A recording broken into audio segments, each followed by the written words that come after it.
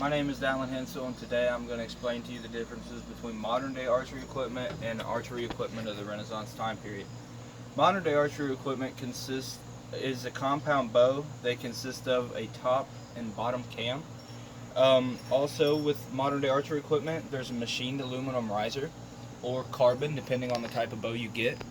It also has limb pockets and limb bolts. This is how you adjust your poundage. It also has, you can get machined aluminum sights and rest. These help you shoot more accurately. You also have a peep sight and a D-loop. Your bow would also have a string stop and a cable guard or cable slide. The bow also has, of course, your main string and your two cables. Your cables store weight at full draw, and your string is, of course, what propels the arrow. Modern day archery equipment also has stabilizers, a front bar and a back bar. These are to help you at full draw to minimize your pin float. You also have draw modules. These are specific to your draw length. Different people have different draws. These are to conform to whatever draw length best fits you. They allow you to be more accurate and more consistent shot to shot. Next we have the Renaissance bow. This is a long bow. It has a top limb, a grip, and a bottom limb. And it has one string, no cables, nothing. What you see is what you get. Now for the modern day archery components. You have your three different release types, which is an index finger release, a back tension release, and a thumb button release. An index finger release is attached to your wrist by almost like a belt would be attached. So it goes over your wrist. You would cock the release and then pull the trigger when you're ready to fire. A back tension release operates off of a moon system. So your release is going to hook on your D-loop and it just rotates to fire. You just rotate it to get the release to go off. And a thumb button release, you cock it by pulling the cocking bar, and then you slowly apply pressure to the thumb button and it fires the release. Modern day archers also have the advantage of rangefinders. These of course find your distance, and you can sight your bow in to the rangefinder so you can be more accurate at all the different yardages. Modern day archery also has modern day arrows. They consist of a carbon fiber shaft, metal pin bushings, plastic fletchings, and plastic nocks. They also have metal tips. They also come in a lot of different configurations of these tips.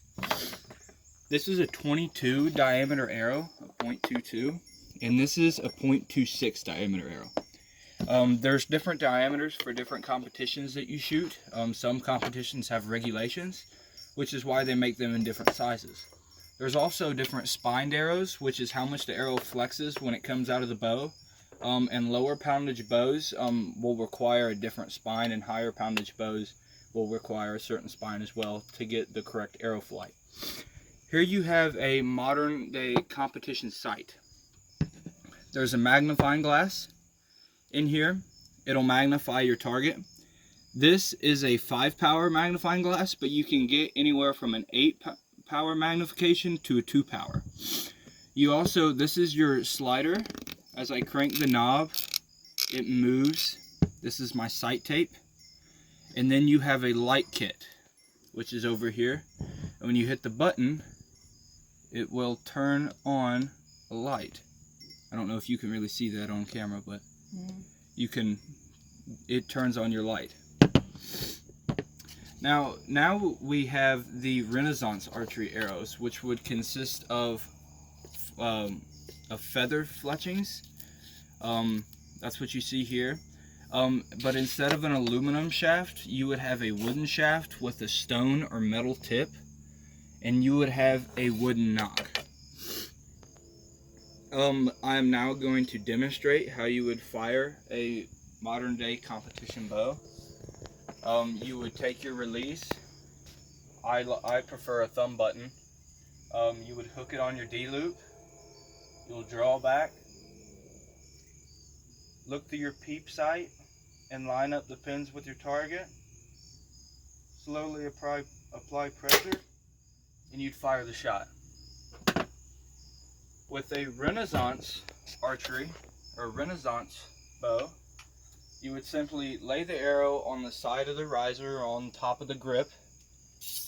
You would hook it onto the string. You would draw back, anchor up, and you would fire. Now the differences mechanically between a long bow or Renaissance bow and a modern day bow really comes down to the cams. So with cams, you have a thing called let off. So for example, if I was pulling 100 pounds of draw weight and I had a 90% let off, which is adjusted by these pegs right here, you move them forward or back for more or less let off. This is on the max setting at 90%. If I was pulling 100 pounds and I had the let off on 90%, I would be holding 9 pounds in the back wall.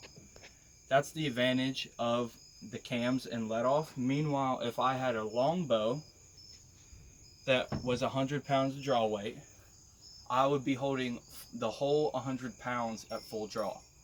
That is the main advantage and disadvantage of a long bow compared to a compound bow. Also with the compound bow, you can shoot farther and you can shoot more accurately, and you can shoot it more times without wearing yourself out. And here are our citations.